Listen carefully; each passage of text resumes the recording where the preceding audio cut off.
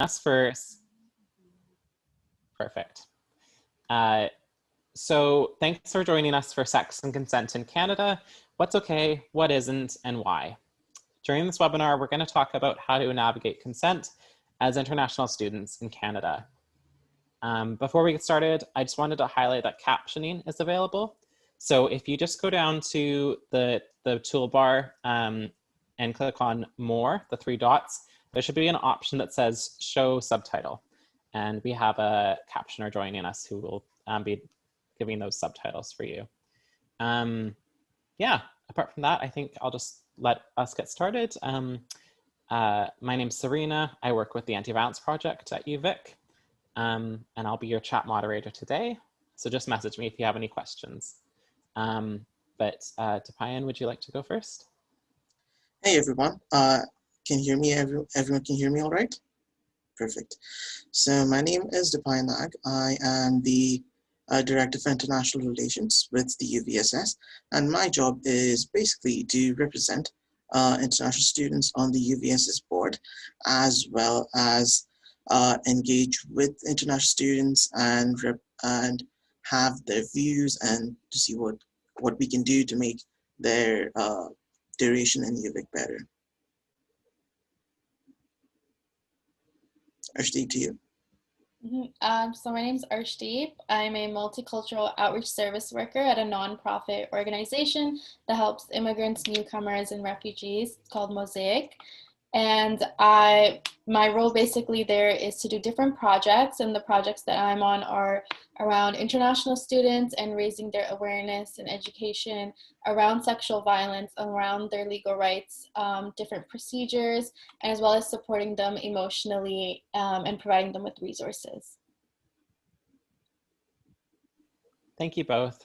As part of our introductions, I just want to highlight and acknowledge that the UVSS is based on the territories of the Lekwungen and WSÁNEĆ peoples, and it's really important that we, regardless of where we come from, be aware of the impacts that sexualized violence has on Indigenous folks from these territories and from other territories. Yeah, and if you have more questions about that, just be in touch, definitely.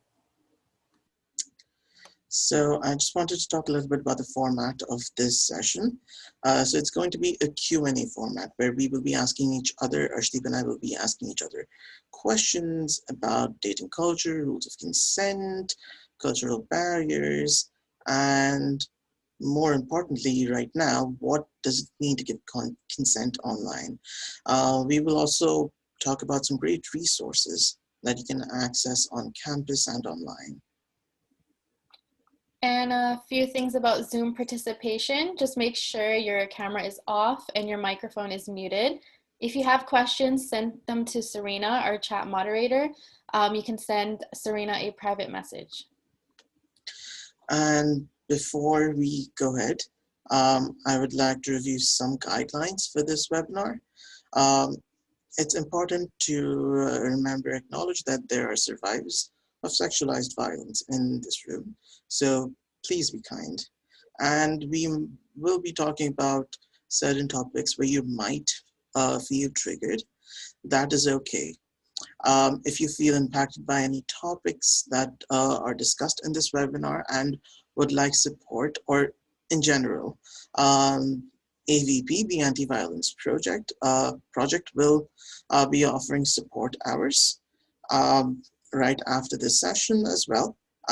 And they're also available anytime for you to reach. It is important to take care of yourself, take a break, and look after your needs if you need to. And most importantly, respect. We are all here to learn, and we all might have questions we don't understand. So let's take this as a learning opportunity and respect each other's views and questions. So let's get started with some definition. Arshdeep, what is consent?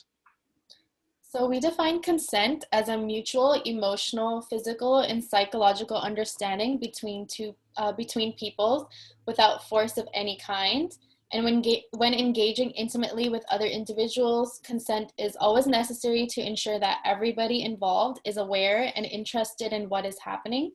Consent is based on communication and not assumptions. And we also want to note that consent isn't always verbal.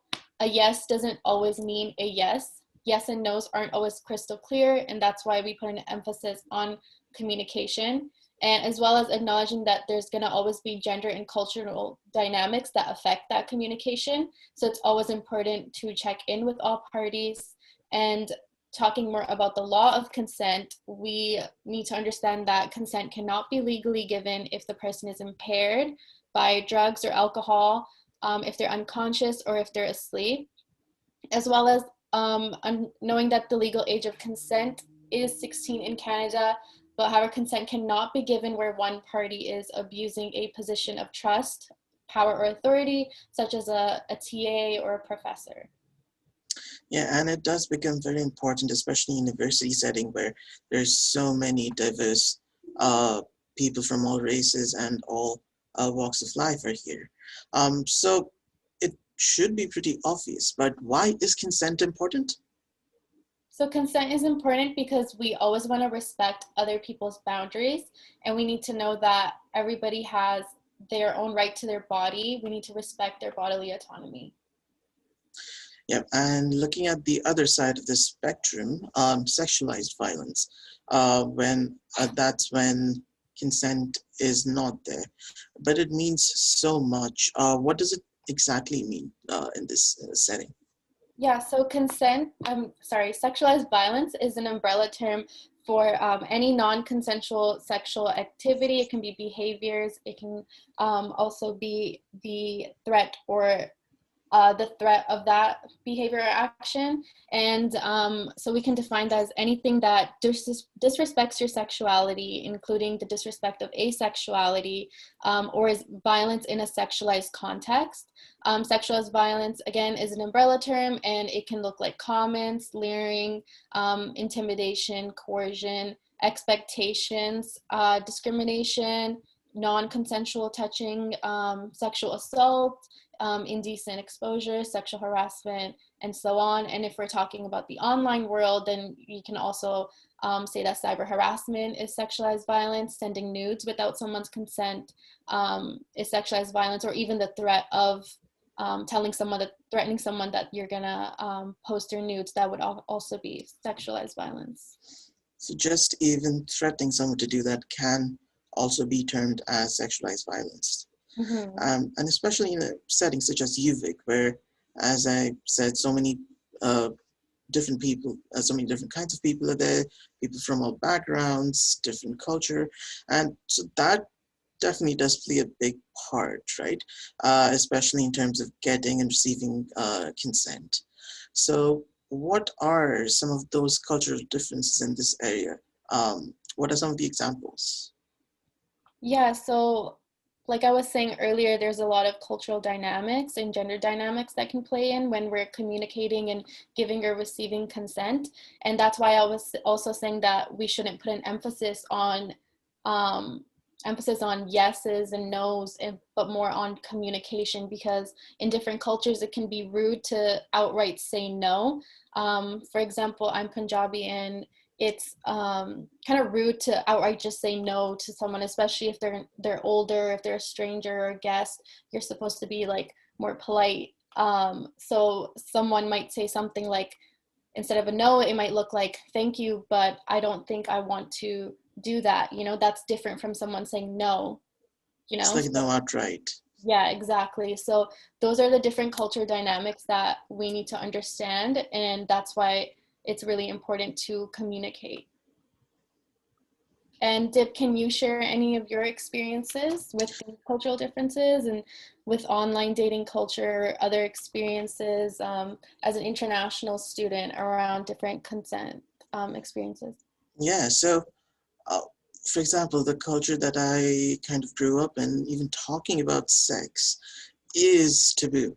And sexualized violence is a topic which is rarely talked about because it is such a taboo to even mention it. And it's not only considered as rude, like straight up rude to talk with these parents, it also, there's tremendous social pressure which relates to that. For example, that leads to things such as victim blaming. But if victims of sexualized violence do not come forward, then it becomes really difficult to tackle the issue firsthand. Also, in terms of like online, there are people think it's so easy and it's okay to, for example, send unsolicited nudes. And that is one of the differences that I've kind of noticed over here. Uh, Even though people are very upfront about sex and sexualized violence, which is a good thing, that does have certain drawbacks when people I've seen sending unsolicited nudes and thinking that it's okay. So those are some of the things that I did notice. And for those all who are joining with us, you can type on the chat on some of the cultural differences that you've noticed around sex and consent. And if you would want to share that, please message our moderator, Serena, directly with anything that comes to your mind so that we can talk about it, and if you're comfortable with it, share your experience so that some people might have an idea as to what the cultural difference can really mean, especially for us international students who are with such diverse background. But especially online, in person even, it becomes a little tricky as to what does it mean to give consent with these differences. What do you think about that, Arshdeep? And that's why, like what we were saying earlier, like communicating is important. Like we said, consent is like enthusiastic, it's a voluntary agreement. And in person, we need to understand different things, like such as if you always need consent, even if you're sleeping with like just your partner, you still need to ask all the questions, and kind of what we were also talking about, saying like yes or no's, or even if someone's silent, that doesn't mean that that's a yes. Just because someone didn't even say anything, that doesn't mean you can like continue with the sexual activity. And that also, like if you're gonna go ask someone else, like you need to ask the person or the people that are directly involved with the sexual activity. So those are like some of the other different things that we can also we also need to understand when talking about consent. And I think what we have done here is break that into 6 different points or kind of directives that you can think about consent, especially when it's this tricky. So first one being, it has to be a mutually communicated agreement. We do not use words like talk or verbal in this element because not everyone can be that communicative. However, it is important to know the body language of the person, if they're interested, and most importantly, if they do say yes or no, we must respect it at all cost. And we must also respect their indecision, whether it's a yes or no, because not everyone knows what they want right away. And listen to your partner and pay attention to their words and feelings. Second being enthusiasm. So does someone really want to engage with you sexually?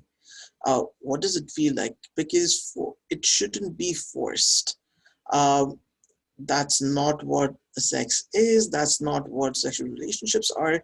If it's forced, then it can be a really bad sign. Third, it's the responsibility of the initiator. So if you want or wish to initiate an act, like for example, if you want to hold hands or make out or cuddle, or if you want to change or move ahead, for example, you're switching from kissing to touching, it becomes your responsibility to make sure that the consent is still there. Fourth, that it's ongoing. Just because someone has said yes once does not mean that it's a yes all the time. It does not also mean yes every step of the way. For example, as we have mentioned before, if you want to switch it up, does not mean that your partner also wants to do that. So it's important to keep it ongoing and ensure that there's consent throughout. And as we have said, it cannot be held to a predetermined agreement. Sex is not a contract, and people are allowed to change their minds in the middle of it. If early on the evening someone agrees to have sex after a date, check in again before moving out. It's not just because they went out on a date with you does not mean that even after the date they would want to engage. Our wants and desires are fluid, and we must respect that. And very good ending is, just like always, just like driving, consent is best practiced sober. Under the law in Canada, as Arshdeep has mentioned a little bit before, consent cannot be given when you're under influence. And it is important to know that, because as we live and work and play in a system that answers to the criminal justice system, it becomes important where alcohol is often used to absolve accountability, but that is not true. If someone is under influence, they cannot consent. And I think that makes a very good point where I think Arshdeep can talk a little bit more about the legalities of what it really means to give consent. Yeah, so like we were mentioning earlier, you need to always ask for consent, and if you don't ask, then it can constitute a form of sexualized violence. And if when you're asking for consent, the person has to be conscious, they cannot be impaired by any sort of drugs, they need to be awake, and the person that is asking for consent cannot be in a position of trust or authority, and they can't be abusing that trust or authority by asking you. And the person obviously has to be over the age of 16. And if the person doesn't ask, then it can the survivor can make a report. They can disclose it to a support worker, whatever option that they choose. There are a lot of different options for survivors, and it doesn't always have to go to court. They can do a civil claim, human rights claim, or they can take a different route and just disclose to a support worker for emotional support as well. So Dip, what does it mean to give or receive consent online? So to me, consent online means that you and your partner who are you engaging with or want to initiate sexual activities online know the full boundaries of what you would expect and what you both are getting into. Because online can be a tricky area with pictures traveling at 1,000 miles between two very different places. It is important that you and your partner are both aware of the setting and the limitations. Yeah. What are the legal implications, for example, if you send someone nude to someone without their consent, or if you even receive someone's nude that I didn't ask for? What are the legal implications for that, Arshdeep? Yeah, so if you share someone's nude that they shared just with you without their consent, then that is an indictable offense. So it can be taken to court, and it's if you like shared it, if you publicize it, it can be a video, it can be like even like screenshot, anything without the person's consent of a nude, then it can be taken to court and you can face charges for that. And if someone and if you received a nude from someone, then they also, without you asking them for it, then that's like a little bit different because it's not like a public publicizing it, but you can seek support for that as well.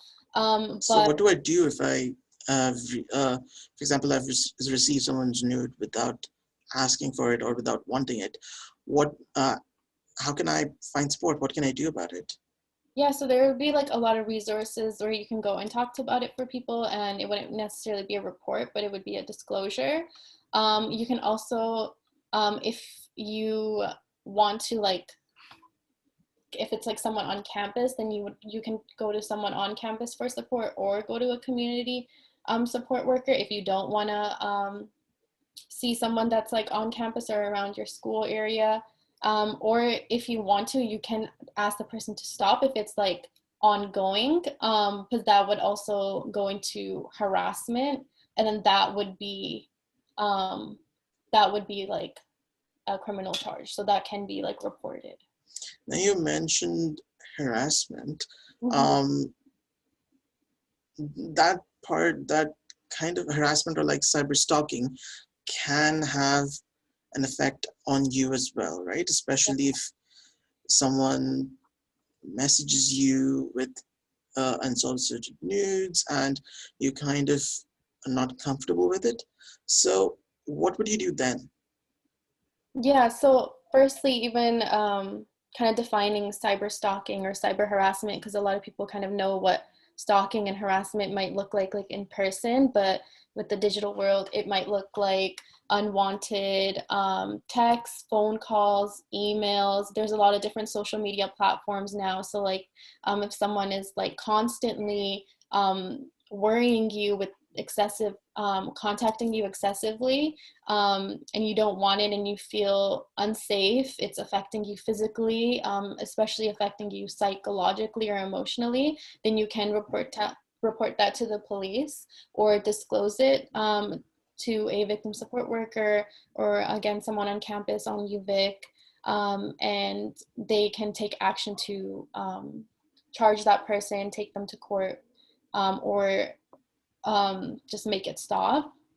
And that can happen a lot. And like we were saying with different social media platforms, especially now with like so many dating apps like Tinder or Bumble or Hinge, we do see like more cyber harassment, or just how we were talking about, like when people just send you nudes without your consent. And that's why it's so important to remember that just because like someone swiped right on you doesn't mean that you can just send them something like that.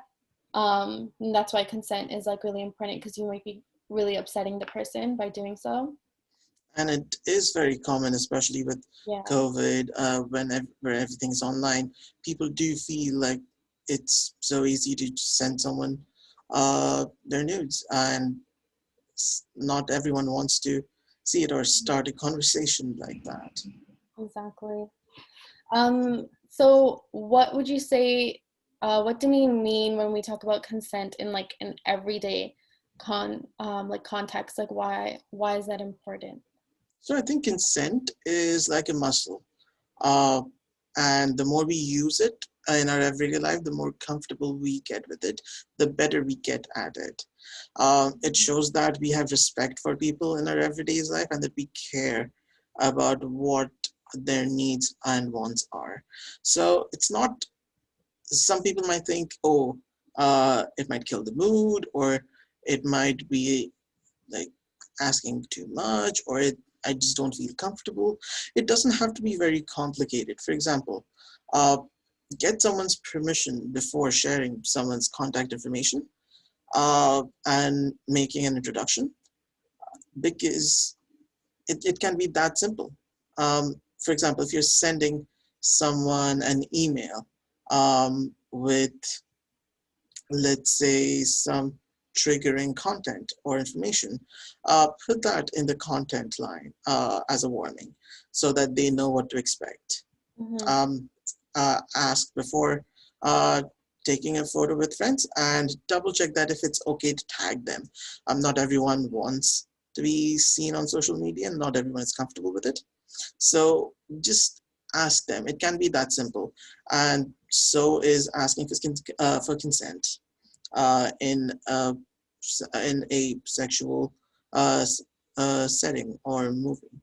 Um, and we do have great resources on campus that you can access over here, which is on your screen. If you have uh, if you feel like you need support, they're all there for you.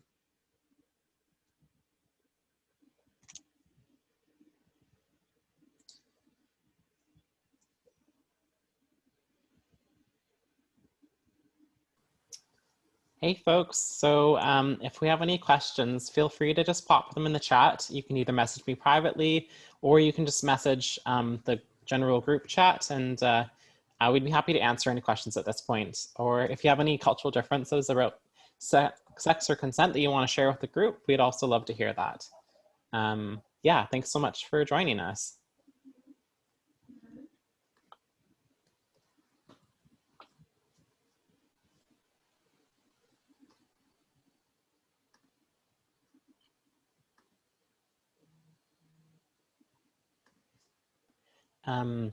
With all of our events this week for Sexualized Violence Awareness Week, we're also doing a gift card draw. So if you attend any of our events, you get to fill out a form to be entered into win a gift card from Come As You Are, which is a store online that has sex-related materials. So I'll just pop the link into the chat and you can just fill that out to be entered to win one of 2 $75 gift cards.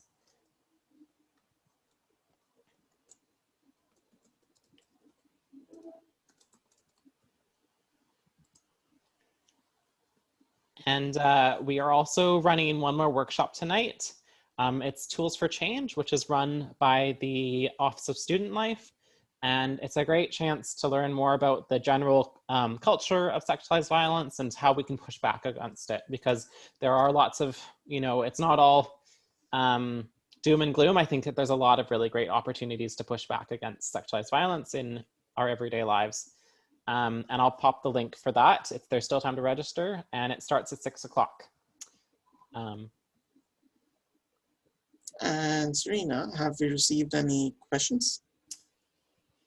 Not yet so far, but I know that folks, if you ever have any questions about this kind of stuff, you can always reach out to the resources on your screen. I know that it's a lot to be put on the spot, and it's okay if you don't have any questions right now. But thank you all, everybody, for joining us. I think we'll just hang out for a little bit in case anybody has questions. People might be just taking a bit of time to put them together. Yeah. Arshdeep, I think that's a really good question. Can you see that in the chat? Yeah, I can see. Okay. Can I read it off? Or so the question is, how do you make your Punjabi family take consent seriously? Because I come from the same and they just laugh it off. So I've had a similar experience. There's a lot of like difficult conversations that take place, especially in like households or in cultures where sex is taboo. So sexualized violence and consent is even more taboo. And the way that I explained it is kind of how I learned it very early on. I don't know if anybody's seen the tea video. I think a lot of people might have seen it, where they talk about how, consent, but like from the perspective, like if you were to give someone tea, you wouldn't force it down their throat, so why would you do that with sex? And in my household, we drink a lot of tea. So I remember showing my parents that video, and that was something that they kind of like connected the two, because I think when in my culture and household, when I talk about like consent really quickly, it's like, oh, well, why are we talking about sex? Like, this is weird. Why are we talking about sex right now? But like when you kind of show it to them in that way, I kind of found that it was easier for me to have that dialogue. And then afterwards bring sex into that. Yeah, I think that's kind of how I approached it.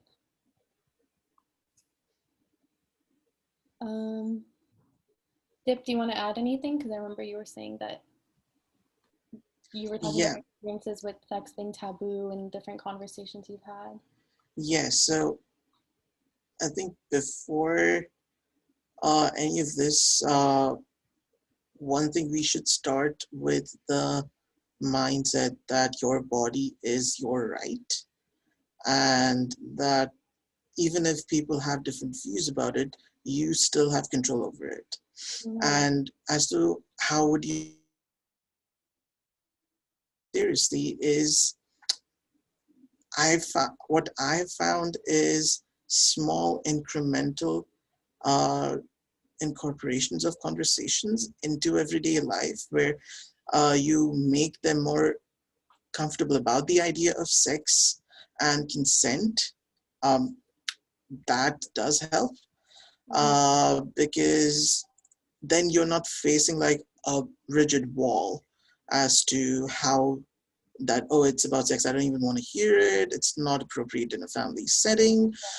If we slowly start about sharing ourselves and our views on it, and then they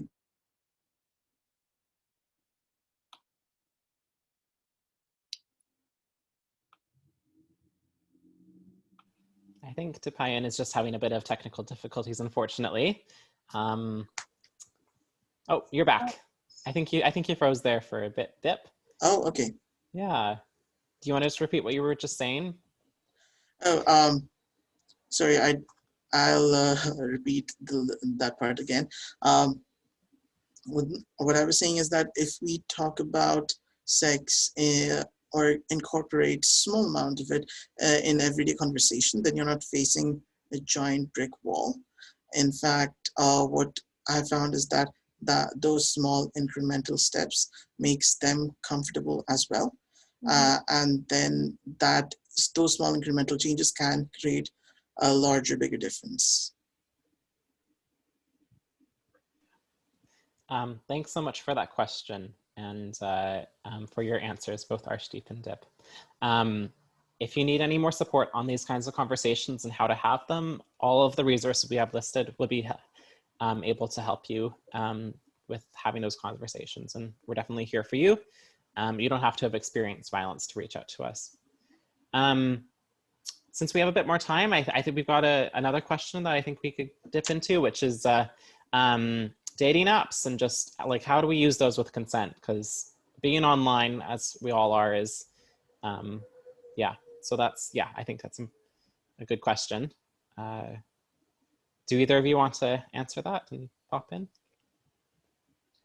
I think I was also mentioning it a little bit earlier, like talking about like Tinder, Bumble, Hinge, and whatever else is there, or even just like talking on different social media platforms, that you always still need consent. Just because it's not in person doesn't mean you don't need to ask, whether that's like for meeting up, whether it's like you're wanting to send a nude, just always ask, because then you might like trigger somebody, or you might like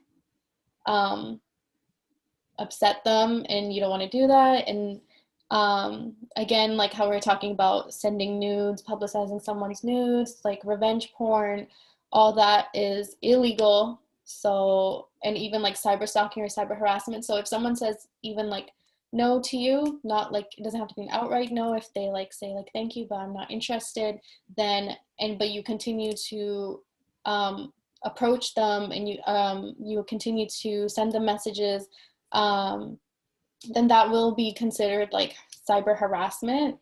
And if you continue to like stalk them online, then that is cyber stalking as well. So that's kind of where like the law and consent goes in with dating apps as well. Yeah. Do you want to add anything? I think you pretty much summed it up. I usually feel a little bit more uncomfortable online just because I don't know the parameters are, or what the rules might be, or if, especially if I'm meeting someone for the first time, how it will go. So I think it's really important to kind of make your partner and yourself more open and more sharing about what you think the limitations are and what your limits are, asking them about their limits, and having that conversation more prominently. I think that would be a good step to ensuring that there is consent between both parties, and that can not only make it safer for everyone, but you will feel more comfortable going forward with them. yeah, communicating your boundaries and whatever it is, yeah. Cool. Do we think we have time for one more question? Yeah, sorry, that maybe was a silly question. We definitely have time for another question. So this other question I'm getting in the private message is, how do you report violence? And is it confidential? I can answer this one. So basically, you can report it. But it's all up to like the survivor what option they choose. Some survivors choose not to report to the police. Some choose to just disclose. Some choose to disclose and then get like a support worker to report it for them and handle that the police situation stuff. And then some choose to do medical exams. Some choose to take it to court. If the police, it would all depend on the police investigation. So yeah, there's a lot of like different paths you can take, but it all just depends on what you want to do, whether you want to disclose or report, who you want to go to on campus in the community, or just go to the police. So yeah, and international students can report just like anybody else. I think sometimes there's a fear of the police, or there's a fear of not knowing the law, or just also just not knowing where to go. So I think the resources on the screen will really help and be a starter. And yeah, and everything would be confidential. Nobody would release your information or anything like that. Thanks for answering, Arshdeep. Yeah. Again, if you ever have any questions about this kind of stuff, we're all here, and AVP can be easily accessed by email or by phone. With that, I think we're just going to wrap up, but I would just like to say thank you to Dipayan and Arshdeep for joining us tonight. And yeah, stay tuned. We will be running, likely running other programming for sexualized violence throughout the year. So just stay tuned. We are still here for you, even in this online setting. Yeah. Thank you, everyone. Thank you for joining us and listening to us. And hopefully everyone learned something, unlearned something, and hopefully everybody's walking out of here with like some resources. Yeah, and remember, the resources are always available to you. When you're comfortable, just reach out to them. Thank you, everyone. Thank you. Bye.